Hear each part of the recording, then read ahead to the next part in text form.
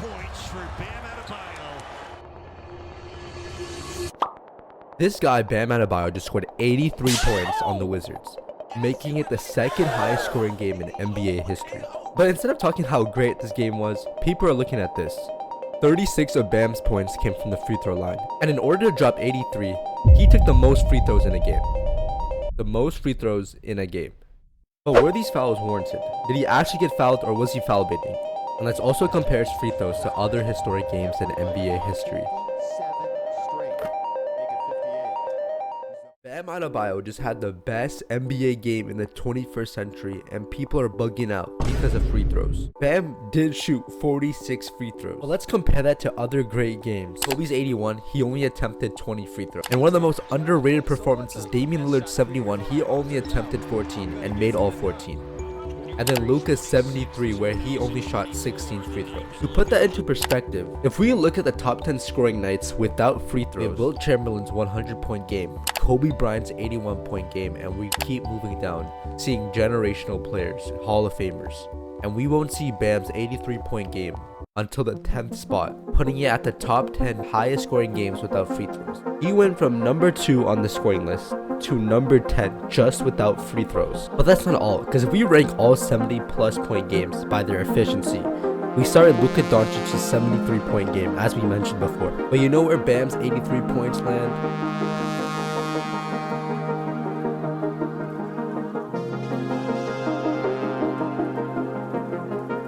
The least efficient 70-plus point game in NBA history. But should all of this matter? Whose fault is it? Is it the Wizards being absolutely dog water and can't play a lick of defense to stop Bam Adebayo getting to the rim? Or is it his? Is it his fault that he's getting fouled every possession because they can't stop him? But again, the Wizards play every other NBA team and no one has even came close to dropping 83 points. Matter of fact, let me check the most points they allowed one player to get before Bam's 83. 48-piece bomb by Donovan Mitchell back in 2025 was the most points they allowed. But obviously the resting players, they're tanking, they're not trying to win games, so I understand. But dropping 83 is no easy feat. You could put me against some preschoolers and I wouldn't even drop 83. But shit, if you gave me 46 free throws, there could be a chance on the low. Stop the cap.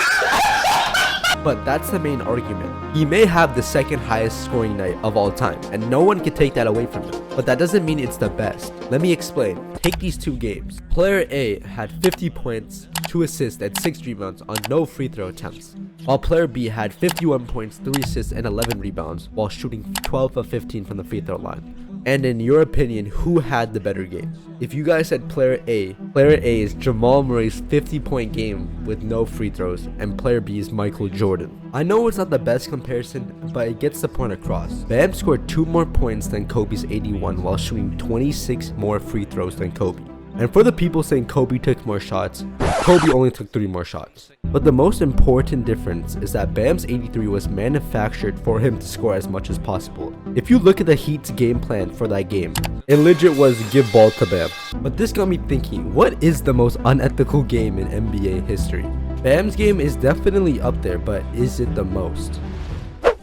The first one is Cade Cunningham's game earlier this season where he dropped 46 points while taking 45 shots. That's like a point per shot, while also attempting 18 free throws, shooting 30% from the field. This one may be a reach because he didn't do anything wrong, he just missed a lot of shots. Then we have Anthony Davis's 40-point game where 26 of those points came from the free throw line. That's basically more than half of his points came from the free throw line. Some of them were actual fouls. He shot 40% from the field and also had a total of 20 rebounds. So this game was pretty good, but it's crazy how basically his whole game came from the free throw line. Then we have Adrian Dantley's 46-point game where 28 of those points came from the free throw line. He took 15 shots, he shot 60% from the field. So this was an overall good game, but it's crazy how more than half of his points came from the free throw line. And the last game in consideration is Kobe Bryant's last game where he dropped 60 points, taking 50 shots. And in that game, he took 21 3-pointers and shot 28% from the 3-point line in that game. But again, this is an old Kobe Bryant. Kobe Bryant is basically 65 and still managed to drop 60 points. And that brings me to the conclusion that Bam Adebayo's game is the most unethical game that I think I've ever watched. The sole plan of just giving him the ball, him playing in a blowout game where there's no reason for him to be in the game, his teammates legit missing free throws so that they could get extra possessions. If that's not unethical, I don't know what is. For God's sake, SGA gets hated on for taking too many free throws, but the most amount of free throws he's ever taken in a game is 26. People shouldn't be mad just because Kobe Bryant's 81-point game is dethroned, because records are meant to be broken. And I'm gonna keep it a buck. Bam Adebayo was getting fouled, and as time passes, people are gonna forget Bam shot 46 free throws this game. Does anyone know how many Wilt Chamberlain shot in his 100-point game? That's not even that bad. Before making this video, I didn't even know Kobe shot 50 shots in his last game. But that's what happens over time. People forget. The stat line becomes bigger than the game itself. I think we could all agree that before the fourth quarter, he was hooping. Bro had like 60 in the third, and going into the fourth, it was ethical. So should we discredit his whole game just because of one quarter? That's up to you. But I think we all know deep down, this game was not better than Kobe's 81, and probably is the most unethical game in NBA history.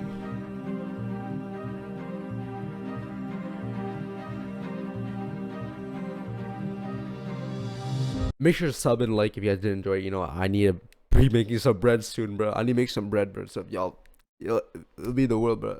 I know this content was a little bit different. Sniping has been so bad. I promise you, I've been trying to get a video out, but the filters are just ass this year. I don't know why. 2K needs to fix their game, or people need to buy this game. So I just decided to like just drop a different type of video before like I drop an actual video. And if you guys did like it, just like the video and comment down below. But yeah, that's me. That's me.